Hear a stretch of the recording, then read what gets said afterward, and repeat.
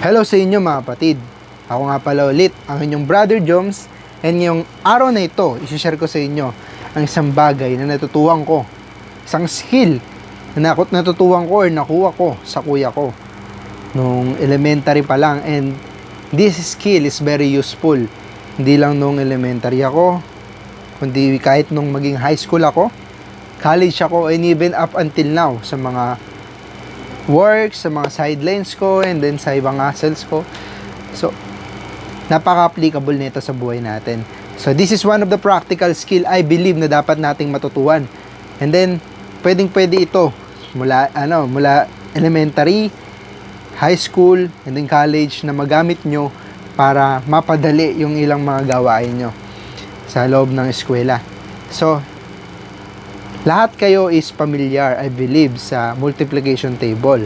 So, ito yung multiplication table na nilalabas yung numbers 1, 2, 3, 4, 5, 6, 7, 8, 9, 10. Tapos, pag minultiply mo siya from 1 to 10 din.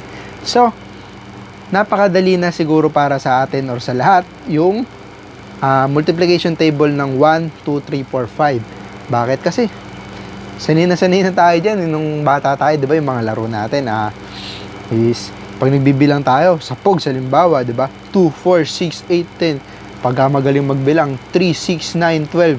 Ganun, di ba? Tapos, iba pa nga, 4. Ako, naranasan ko 4. 4, 8, di ba? 4, 8, 12, 16, 20, 24, 28, di ba? Ganun. Tapos, parang pinakamadali. Yung pag nagbebenta ka naman, piso, 15 pirasong POG, di ba? 5, 10, 15. Ganun. So, iba naman ang usapan kapag tinanong ka na sa multiplication table ng 6 above, di ba? 6 times 7, 6 times 6, 6 times 9. So, ayun yung gumagata tayo. Gusto nating may masagot, pero wala talaga tayong masagot. Kasi hindi natin siya kabisado. And then, natutukso pa tayong kumuha ng calculator, buksan yung cellphone natin, no? So, lalo na sa age natin, no? Tapos tinanong tayo, and then we don't know the answer. So, etong skill na to is napaka-useful. So, ano nga ba ito? Itong skill na to, kanina pa inaangat ng kamay ko. Kating-kating nang i-share sa inyo. So, ang hack na i-share ko sa inyo ay yung pagmumultiply gamit ang sarili natin mga kamay. So, ang bawat kamay natin ay merong taglimang daliri. So, bawat daliri nagre-represent ng number. Ito is 6, 7, 8, 9, 10. Same din sa kabila. Ngayon, paano siya gamitin pang multiply? So, di ba sinasabi ko nga sa inyo, etong hack na to is for 6, 7, 8, 9, 10 na multiplication. So, sa paggamit nito, halimbawa, gusto mong i-multiply ang 6 times 6. Pagdidikitin mo tong 6 tsaka 6.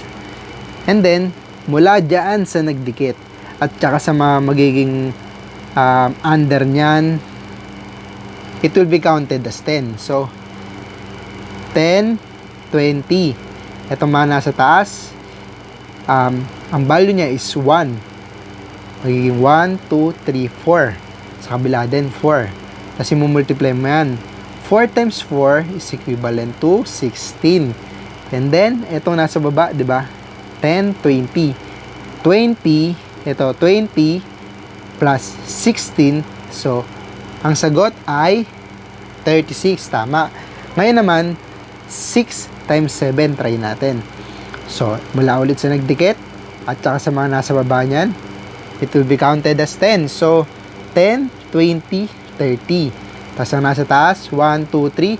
1, 2, 3, 4. 4 times 3, 12. Tama. Nasa baba ulit, ilan to? 10, 20, 30. 12 plus 30 is equivalent to 42. So, 7 times 6 equals to 42. So, ganun din, no? 7 times 7, 10, 20, 30, 40. Nasa taas, 3, 3. 3 times 3, 9. 9 plus 40, 49. Ganun din, no? Naman, 5 times 8, sorry, nagkamali pa nga, no? 7 times 8, so, ang sagot ay 10, 20, 30, 40, 50. Tapos, 2 times 3 is 6. Tama. So, 1, 2, 3, 4, 5, and then ito ulit, di ba, ay 10. So, 10, 20, 30, 40, 50. Tapos, ilan to ulit? Tama. 2 times 3 is 6. So, 6 plus 50 is equals to 56. Napakadali lang, di ba? So, 8 times 8. 1. Sorry. 10, 20, 30, 40, 50, 60. So, ayan. 60. Tapos ito nasa taas. 2 times 2, 4. 4 plus 60 is 64. Ganun lang kasimple. Ito 9. Sabihin natin 9. 9 times 8. 10, 20, 30, 40, 50, 60, 70. 70 plus etong 1 times 2 is 2. 2 plus 70 is 72. And the rest, ganun lang siya. So, ayun lang. So, I hope na nakuha nyo yung lesson and natutuhan nyo ito. Napaka-useful nito, kaya sa mga nanay na nanonood dyan, share nyo to sa anak nyo. Sa mga kuya na nanonood dyan, share nyo to sa kapatid nyo na kababata. Sa mga batang nanonood dyan, share nyo to sa mga klase nyo. And sama-sama tayo matuto. Thank you.